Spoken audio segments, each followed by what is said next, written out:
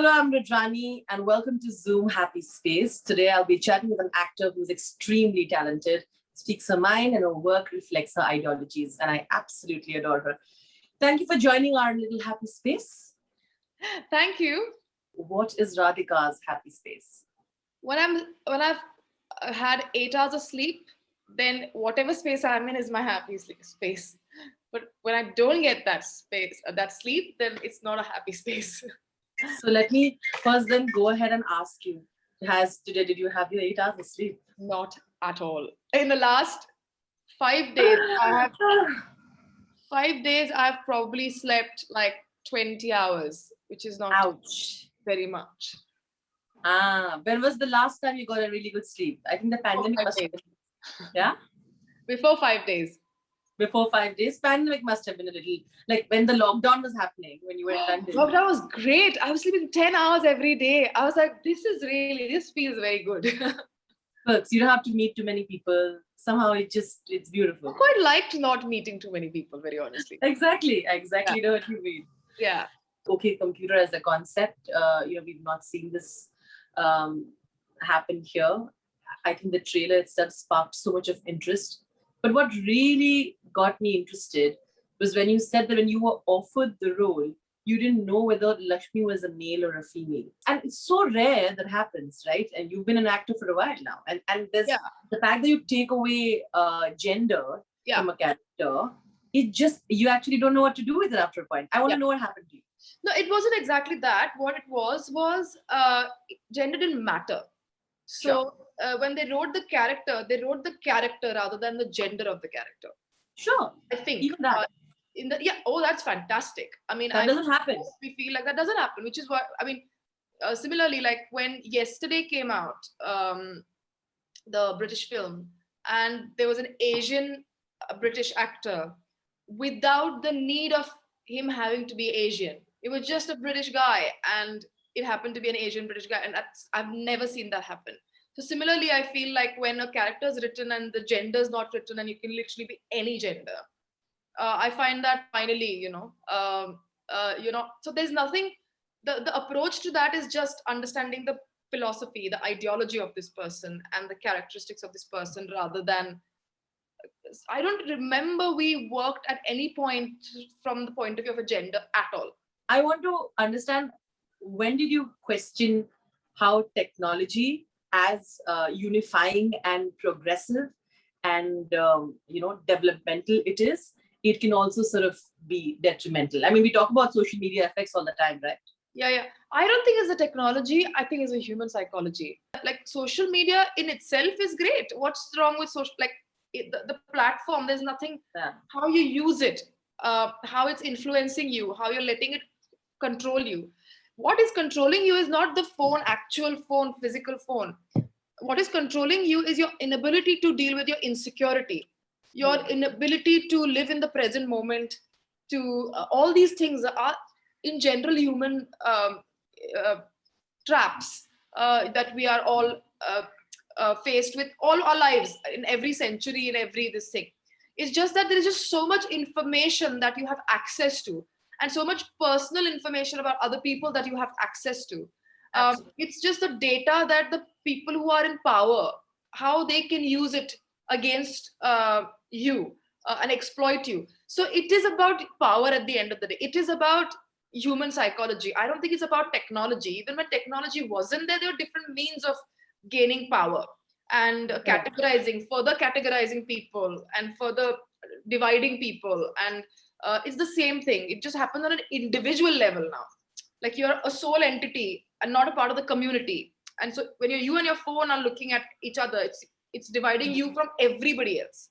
How have you managed to sort of detach yourself from, like we say, the hoopla around social media and the need to constantly know everything? There are two things. I mean, I'll start with computer. Again, it's not a great replacement, but I also use a projector to watch films. So I think I'm just trying to detach my constant this thing with a small screen, a computer, where emails also come and notifications also come with my experience of watching a film, that it helps me. I also try and read books, hard books, like material, like books, and not on Kindle. That's also because I feel that I really need that something that is not just been read on script on sorry, on a screen, you know. So that is my another way of finding a detachment. Social media, see, now I have a cap of 10 minutes when I'm not in India and 15 minutes when I'm in India, because I just have to post a lot more for work. I use social media purely for work. uh, and after the 10 or 15 minutes my social media just dies, like the app dies. I have a time limit, so it just comes and I, Really? yeah. Wow. There's a That's time limit. awesome. You can put a time limit. You can put 2 minutes. You can put whatever you want. So I put that, and the app goes black. And when it goes black, I try not to go again unless I have a obligatory post to do. Sure. But every time, even sometimes I spend those 10 minutes on social media, I start feeling insecure. I start feeling that start feeling anxiety. So I now have decided to follow fewer people, or just like decided what comes on my timeline. You know, I never even now go through the timeline necessarily. I've reduced my time anyway further to look at things. But I went through all of that. I went through like extreme insecurity. I went through like constantly feeling bad about myself. I went through stalking also. You know, like I've stalked a lot of people constantly and completely addicted to it. And I just realized that all I was doing was making myself unhappy purposely, like being my own enemy. You know, and I just tried to take a complete break from it. So I took a complete break, and I just realized that I was far more happy. I was far more present. And I mean, it's not rocket science, it's obvious, but Yeah. still, it's addiction. What it is addiction. Mhm. And you just have your fingers just go to social media. So now what I do is I have some other apps which are more constructive.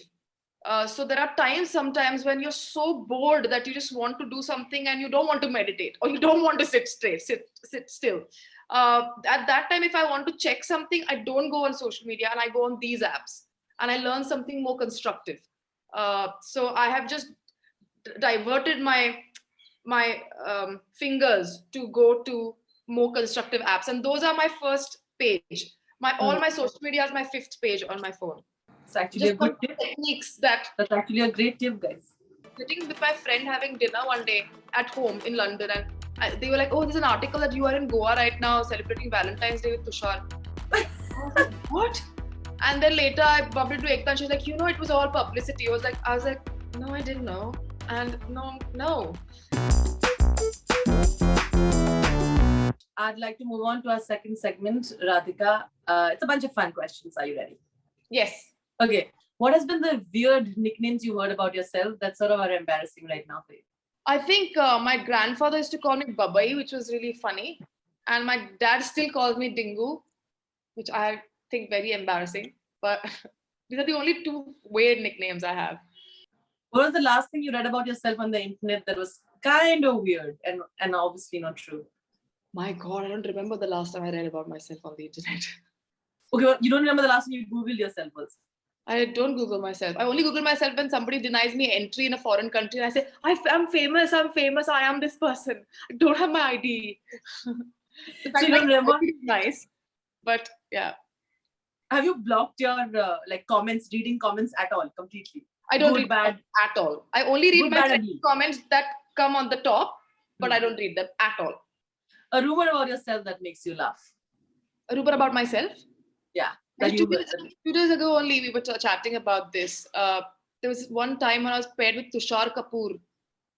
I remember, and it was a much late. I did show in the city, and then I went to study dance in London. I was sitting with my friend having dinner one day at home in London, and they were like, "Oh, there's an article that you are in Goa right now celebrating Valentine's Day with Tushar." I was like, "What?" And then later I bumped into Ekta, and she's like, "You know, it was all publicity." I was like, "No, I didn't know," and no. But it makes me laugh now. It sure does. Kind of weird. Um, you stayed in the lockdown. Like I said, you got to spend some time with Benedict as well. What has he pointed out an annoying quality of yours? An annoying quality he pointed out about you? During the lockdown? Yeah. I think all my annoying qualities have been repeatedly pointed out, even not in the lockdown. I'm very well aware of them. What are a few of them? I'm OCD about a lot of things, and that can be quite hard. But I'm extremely messy when it comes to some other things. Like I just can't seem to put the banana peel in the dustbin. So, uh, so yeah, those things. And what else? I forget to sometimes lock windows. And I don't know. Like I don't know. I'm just cranky if I've not slept well, which you can see. But yeah. I think you're doing fine. I'm glad I'm not getting that side yet. But okay. And a misconception or a stereotype that the industry has harbored about you for years, and they finally need to get over it. That I'm a very serious person. I don't know what, yeah. Like sometimes people meet me and go like, "Hey, you're like normal, you're nice and fun." I'm like, "What do you mean?" I'm very serious. I'm like, Okay, thankfully you don't have to be going through the chaos of modern dating through technology. But if you, it's a bad scene. yeah, It's pretty bad. difficult, heartbreaking, I feel. But if you had to, what would your bio read? Oh my God. What would your bio read? Like, that's what you're presenting yourself, right? With a picture of yours, what would your dating app bio read? I couldn't come up with anything. Like blank? Yeah, I just say that, sorry, I can't come up with anything. That's how interested, that's how good you'd be at that, isn't it? With the left and the right swipe. I'd be terrible, yeah. I don't think I can do that. I mean, I'm just bad at it anyway. Like dating in general, I'm bad at. Even if somebody likes me, I never know. And they have to really tell me that you like me. I am really bad at it. I don't read signs. Really? I'm famously bad at it. So someone's flirting with you, never sort of realize that they're flirting with me. Ouch. And then have they assumed that you're leading them on? That happens. I get so annoyed with it. Yeah, sometimes. And then they thought I'm a bitch. But they're anyways going to think we're a bitch. You have opinions. They've already thought that. Yeah, I am a bitch sometimes. It's fine. That's okay. To young aspiring actresses, I'd just say, don't go through surgeries. Don't change your bodies. It's become such a trend in India now. We've taken from America. Everybody left, right, and center changing their faces. It's an addiction. People once started doing it, they keep doing it, and they'll still promote how you should love yourself and love your body, and you'll still buy it. Moving on to my third segment, it's a game of pictures. I've picked out a few pictures on my Instagram, and you have to tell me the memory behind the picture and the bond that you share with the person in the picture. So are you ready? Okay. It's pretty easy. Here's the first one. Oh my God, that is a very, very special photograph. That's my first play ever. Really? First play ever. It's called Brain Surgeon. Yeah, and it was a fantastic play. We won a lot of prizes. We traveled with it. And oh my God, extremely, I think the closest to my heart, the play. That is Vaibhav, my friend. He was in SP College. I was in Ferguson College. And we just had gotten to know each other through his previous play, actually. But really one of my best memories. And that shirt is actually my shirt. And I used to really like that shirt. Really? Yeah. I think you look beautiful. Also, I'm glad I picked up this picture then. If you had to give some sound advice from right now from you to her, what would you have given? Don't listen to your parents. Go study theater and dance quickly, as soon as possible. But did you anyways did that, right? You anyways I did that, but I did my BA, then I took a break, and then I went to study. I sometimes wish I had just gone after my 12th or something to study drama. Would have been so great. But I don't have regrets for not having gone. I had great time where I love mathematics. I adore it. But sometimes I feel it would be nice to have gone and studied it formally. One of them that I really liked, it's a very happy picture. Oh, yeah. Yeah. I had gone to a beach with a friend of mine, Roz. She's one of my closest friends. And Rosie clicks the best pictures. Like, Rosie, I don't know. Like, I'm taking the same picture, but Roz comes and takes the picture. I'm like, Rosie, is your phone weird? Like, how do you take? And she's a picture editor at Financial Times in London. So she at least definitely has an eye for it. This was a weird time. It was a mixed, very, very difficult time of my life. And we were laughing it off. Really? Yeah. Like, were you going through like a really hard time or something? I'm always going through hard times, and there are some great times, and it's always ups and downs. So it's a special picture for me as well. I'm so glad I picked this up. You're choosing great pictures. So, I mean, important. Oh, yeah. Oh, yeah. That was just before the Emmys final night, the award function, and we were all dressed and just waiting. And we were like, when are we going to go? We had lots of champagne already. So, and that dress was beautiful, but extremely difficult to wear. It was New York. It was cold. It was November. And I was the only one basically naked because that was basically nothing. My skin was completely like exposed and it was literally stuck to my body. And every time I sat, it kept coming out because beautiful dresses are hard to wear. And I was literally, so everybody was just touching me like that to put the dress back. And I was like, "Theek hai yaar, do it now, do it. Just do it." That's warmth for me. So it was really a funny time and we were just fooling around, really. And they think looking that great is so easy. Oh, it's so difficult. Though you look, with or without makeup, I think you look gorgeous. Here's proof. I don't think you've done too much here. No, I think no. I've probably not done anything much. Yeah. I'd gotten dressed on my own only, which is the best because we had to put no makeup. I just put red lipstick and I go out. What is it that you're telling? Because Vicky looks very amused. Yeah, I don't remember what I was telling him, but we both were very hungry or something, and so we were sitting and eating and just catching up, and I think just chatting. And I really like Ishika. Ishika had organized this, and I really like Vicky. I really like Vicky. So we were just sitting and chatting. I think, laughing. Oh God, yeah. I can't put the video because I thought I just took a screen cap. I'm going to show the video though. Yeah. That was okay computer the whole time. So Sarang is one of my oldest friends. Yeah. We've known each other since we were 16, 17. And so it's been 18 years.